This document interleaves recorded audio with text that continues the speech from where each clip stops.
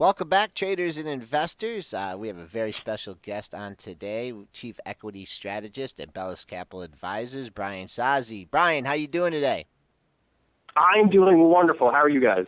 We're okay. We're battling the snow as well, but let's get right to these retail stocks. There's a lot of good news, not good news, a lot of news on the Walgreens and the CVS. But first, let's go to your number one stock. I guess number one stock to short, J.C. Penney. It is.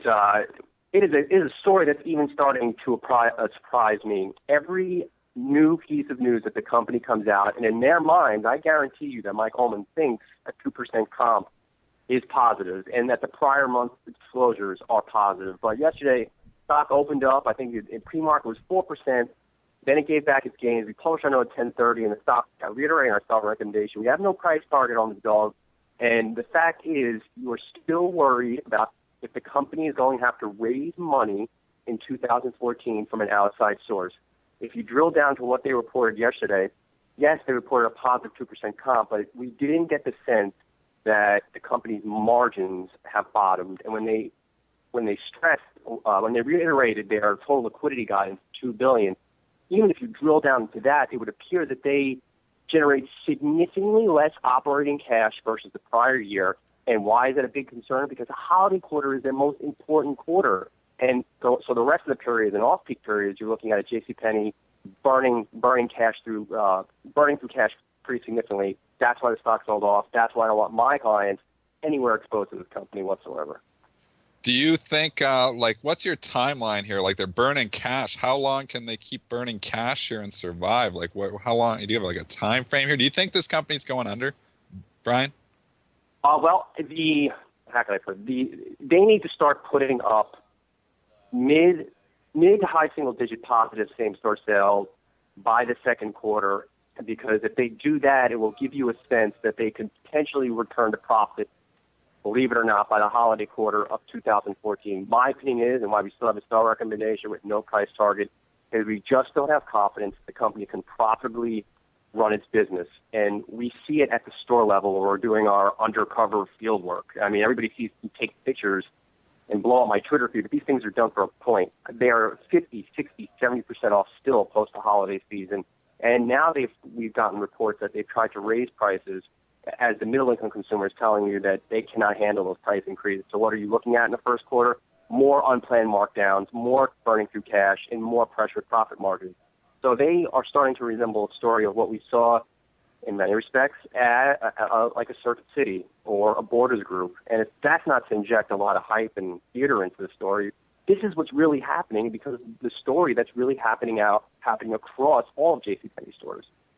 You know, it's interesting too that this is the second occasion where they came up with supposed good news and they got a pop, and then it sold off. Yes, that is absolutely. In their mind, they think they are reporting positive news. And I can tell you from sources inside the company, they're starting to get very frustrated by the market's response to news that they view is a company moving in the right direction. And obviously the market is just not agreeing with them. And think about it this way. When they came out and announced 33 store closures a couple weeks ago, the stock sold off. Usually when a Macy's, for example, they got credit for announcing store closures.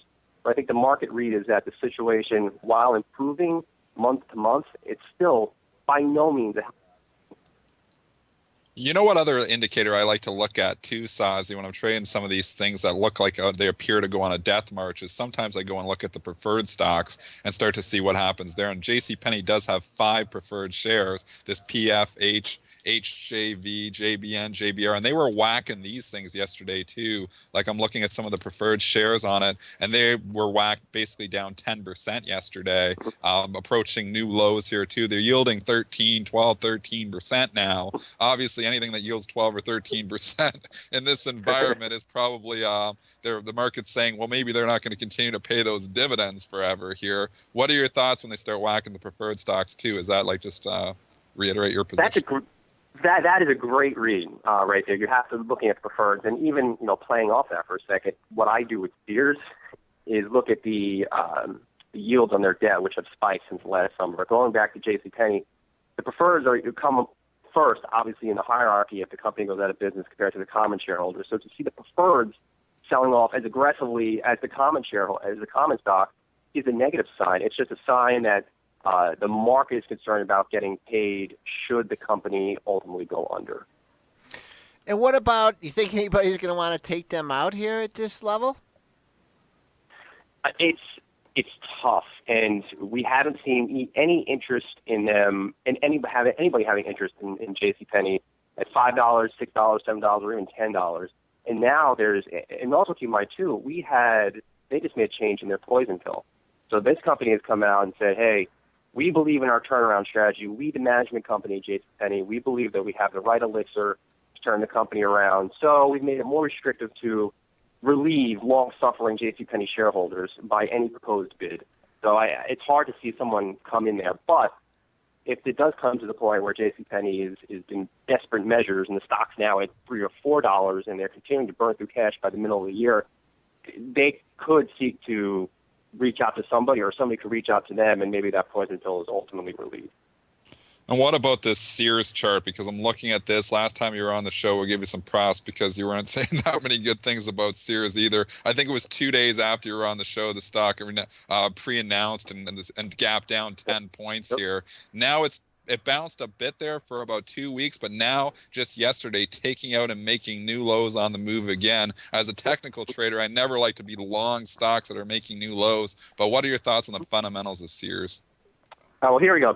Unbeknownst to anybody, the past 5 days, the stock Sears is down 10.5%. And what I have been seeing in our fieldwork and our sources, Sears is now using their stores as fast cash ATM machines. And we're seeing more liquidation of Kmart and Sears across the country. And what is the quickest way for a company to raise cash if you're a retailer? It's to put 80% liquidation signs everywhere in the store, raise cash for those liquidation sales, sell off the fixtures, and hopefully you add money to your balance sheet. I think Sears Holding Company is in a liquidation mode. I do not believe that they will be in business by 2020. I mean, I've been saying this consistently. I ultimately feel as though they could start running into problems financially by 2017. We're more long-term oriented in our call, so I guess my call remains is they will not remain in business. I just don't see a place for Sears or Kmart in a world where Walmart has a good balance sheet and they're able to open small stores, or Target's now starting to open small stores, or even digital. The fact is Sears trumpets the amazing things they've done online and within mobile payments, but if your stores are completely irrelevant to the consumer, you're probably not thinking about shopping there online either. What about Eddie Lampert? I mean, is he ever going to give up the reins of this thing? I mean, it's been just a financial disaster. I mean, is there any talk of him? I mean, would that be a boost to the stock if he stepped aside? Well, he's a majority shareholder in Sears Holding, and he's a man that we don't hear much from. He's now living behind a new blog which is not regularly updated. And hey, I'm all for making a guest contribution to the Sears Holding Company blog to tell the truth, because my email gets bombed by consumers, former employees, about what the disturbing nature of what's really going inside this company. And I feel as though he has always viewed the company as maybe something that can be wound down over a course of many years to raise cash for whatever personal reasons why. I just feel that he does not understand retailing. I don't get the sense that he's actively walking the stores, because if he was like a Sam Walton or even a Mike Duke at Walmart, he would understand what his years and years of underinvestment in Sears and Kmart have led to produce. He has caused the slow liquidation of the national retail chain. I mean, that's what's basically unfolding in front of our eyes. What about Radio Shack, Sozzi? Do you got an opinion on this one? Because they had a pretty decent Super Bowl commercial. I actually laughed out loud. They're trying to obviously change their image. They're saying they're changing the stores, and they're obviously going to try to update the stores here and getting rid of the 80s look to it all. But it's Radio Shack. I mean, even the name of the company, Radio Shack, it sounds just 80s in itself. What are your thoughts here on this one? Well, oddly enough, as soon as that ad hit, I was tweeting out my thoughts. I thought they won the Super Bowl ads. It was a phenomenal ad, and And then all of a sudden, I started getting emails from clients. This is stock that we buy on Monday. Ultimately, what I told them is this is not something I can personally get behind because, ironically, the day after, who would have thought that a Super Bowl ad would have amounted to 500 store closures the next day? But there's a reason why they're closing 500 stores, because they are producing some of the worst sales and margin results in the entire mall scene, even compared to JCPenney. So you're getting the sense that their holiday quarter was very, very bad. And I believe the last time I looked over the company, they're still trying to secure additional ways to raise money, which I view and would be very penalizing. And even playing off the Super Bowl ad, they raised the expectation. They just raised the possibility of a consumer getting disappointed, because when you go to most of these Radio Shack stores, they don't look anything like the ones we see, for example, by me in New York's Penn Station, that have shop and shops. Radio Shack still resembles the Radio Shack that was in the ad that they were tearing down, and they just don't have the finances to do this massive remodeling program. Okay, they're not your traditional retailers, but CVS came out with some pretty shocking news regarding tobacco sales. You have any kind of take on that? They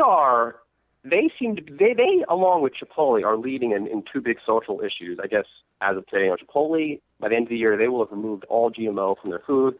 CVS is getting rid of cigarettes. And now that you sit back and think about it, it makes sense to take the short-term pain in terms of $2 billion loss in annual sales, because they are trying to invest in health clinics. I mean, it seems to align more of what they're ultimately trying to do. Now, who is this a big win for? It is a big win for dollar stores, because specifically, let's say a Family Dollar. Yes, it's a low-margin category, but Family Dollar and even Dollar Tree, they have focused more on getting more cigarettes in the store. It drives traffic.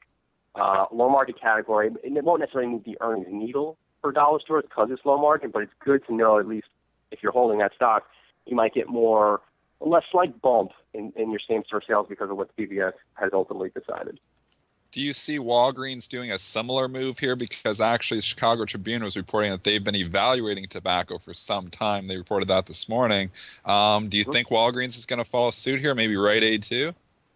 I think both of the companies are now monitoring the social reaction, Twitter, Facebook, news feeds, wherever, on what CVS has done today. Even for me, just looking out and seeing as soon as the news hit, it seems to be pretty positive so far. So in retail land, when one company tends to do something, let's say lower prices, many retailers often follow suit. I wouldn't be surprised if Walgreens and Rite Aid, even Duane Reade, come out and they remove cigarettes from their store. What I would be wondering as a stockholder, what do these companies put in their place? They have to figure something out to keep the traffic driving into the store, because whether we like it or not, there are still smokers out there in the USA, and they come into the stores quite frequently, and they spend not only on cigarettes, that extra soda from Pepsi and Coca-Cola, or that candy bar. So they have to find something to replace it with. Last time you were on the show, we discussed Walmart here, and this stock has had a pretty big down move. Have you changed your stance on Walmart at all? Still at a sell rate. I believe the last time we talked, I was looking for an earnings warning from them in the mid-2014, in middle of February. Came earlier than I thought, but I think when they ultimately report earnings, you'll get a very disappointing outlook for 2014. I ultimately feel that Walmart needs to restructure its business. They need to close a good bit of U.S. stores to drive their business more efficiently. I'm worried about their margins, and even if you're trying to be optimistic on Walmart, saying the sell-off is overdone, look what Amazon delivered. Okay, their quarter by no means was strong on margins. They disappointed.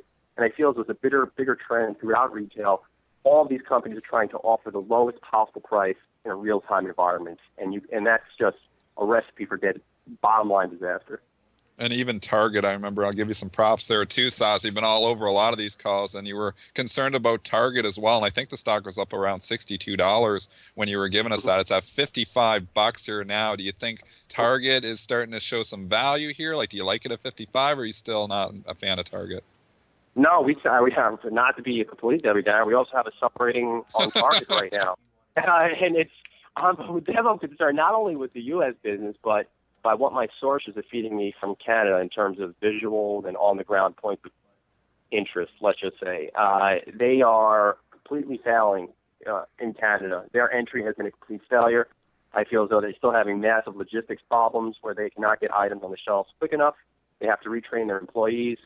And then also now we get news that Walmart Canada is investing more aggressively in their business, really trying, I think, to kick Target while it's down on the floor. I'm very concerned about that. I'm very concerned about their Target's outlook for initial 2014, given the margin pressures in the U.S. business, but also what's happening in Canada, which nobody's even talking about. Okay, well, we're talking about a lot of stuff that you don't like. So what do you like? You beat me to the punch because I was going to leave it that way. One key thing I encourage everybody to listen to is when what I feel are disappointing outlooks from the majority of retailers. Yes, you will have your Chipotle, which I consider a retail. They will do well. Ralph Lauren came out today. I like the fact that they had good core, strong margins in their business. That was good. There will be one-off. Even Michael Kors yesterday. There will be one-offs. But when I think most of these companies come out with their disappointing 2014 outlooks, watch the stock reaction. If you start to get some positive reactions on these disappointing below consensus numbers, then you might want to become a little more constructive into the spring buying season or even back to school. You want to start thinking about back to school. But right now, all bets are off in retail. You want to play these companies to the downside. There's just no visible upside catalysts, at least that I see at this point. I mean, household consumption is continuing to disappoint. Consumers are not only not putting money on their credit card aggressively to spend, they're also changing how they spend. And a big fundamental shift that Starbucks CEO Howard Schultz brought to light a couple of weeks ago. More buying of tech devices, those are less trips to the mall, less margin opportunities for retailers. And we just don't know to the extent of how much further margins have to fall for this sector. And you did a good job with the Starbucks, too. I know Dennis got a shirt off at like 76, and he was going to hold it forever, and he covered it at like 75. And yeah, because I'm a scalper. yeah, that Scott got down under I was there. like, that but Sozzi guy's been all over everything. I'm just yeah, shirting Starbucks just because Sozzi doesn't like it. Well, the Starbucks it's a tough call. I mean, it was our 2013 top pick. Everything seemed to go right. They drive a lot of intrigue on social media. They have all these new products, but that call, which came on January 13th, to downgrade a hold, and we still have a hold rating on it. Price target 73. It was just things that we were seeing in the store that nobody even talks about because I feel so many analysts don't even get out in the field for what's going on. Watching the stores, you're seeing longer lines. I've actually videotaped people leaving the store because the lines are too big. I feel the menu has just enlarged to a point where they need to improve the processes behind the counter. We talked to the company late last week. I still didn't get the sense that they get the understanding of the problem with what the industry calls throughput. So given the fact that they don't get it, I need to see how that plays out in the current quarter results, and also how much they're having to discount to get the customer back in the store. Because keep in mind, the traffic at Starbucks U.S. Slowed in the middle of December, and they opted to increase their promotions, and that's not something you normally hear from Starbucks promoting. I mean, they're not going to lower prices like Walmart, but you're just not used to Starbucks promoting anything. You know, what I really liked about your call on that, too, was that I think you had like a $79 price target on it, and then you lowered it to 76, and it was actually trading at 76. You know, and a lot of times these analysts come out, it drops from 79 to 72. Well, I'm lowering my target to 72, 76, and it's at 72. So does it mean it already hit the top? And, you should get out now. And I just really respect that. If people are paying attention to your calls, that they're actionable. They're not, they're just not downgrading it after the fact. You're saying, hey, I think you should get out here. And it turned out, right, wrong, or indifference, it was a good call.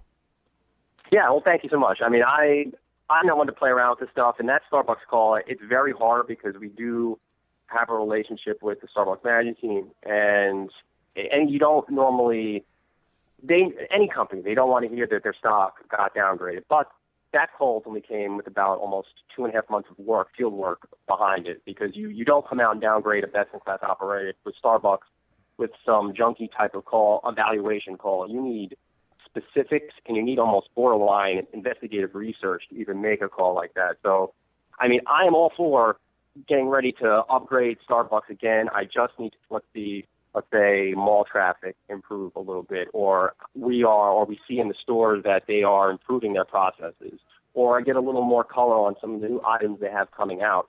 We're ready to go back to a buy rating. I just need to see more evidence that they're starting to move beyond some of the things that we have concerns about. Yeah, being open-minded. And just the whole thing, this Men's Warehouse, Joseph A. Bank, I mean, this whole thing, one's taking over the other mergers and everything. Then everything is off here.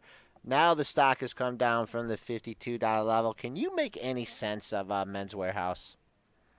I can't make. I'll take the other two. I can't make any sense of Joseph A. Bank, and I remain very much of the opinion that Joseph A. Bank is just they don't have their best interest of shareholders in mind. They are not a growth company. They are a very price competitive business. I'm not going to look up 10 years from now and see 2,000 extra Joseph A. Bank stores dotted across the U.S. and an extra 500 stores internationally. It's just not going to happen. So for them, you have a Men's Warehouse offering, I think, a very fair, very, very fair price. Let Men's Warehouse see the books, give your shareholders certainty of value, and get this merger, which makes so much sense, done. And just so you can relieve yourself of this, and you could enter the holiday season of 2014 with the teams having hopefully been combined and a strategic plan for the next 3-5 years well mapped out. Okay. But ultimately, wrap it up. Joseph A. Bank trying to acquire Eddie Bauer is a joke. Eddie Bauer has been one of the most relevant brands for the past 10 years. Okay, just to finish things up here, I mean, the market's had a slide from its all-time highs. Really been led a lot by these retail stocks going down.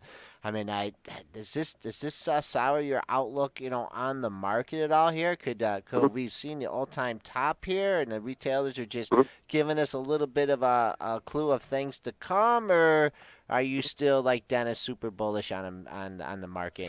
Think we're going back?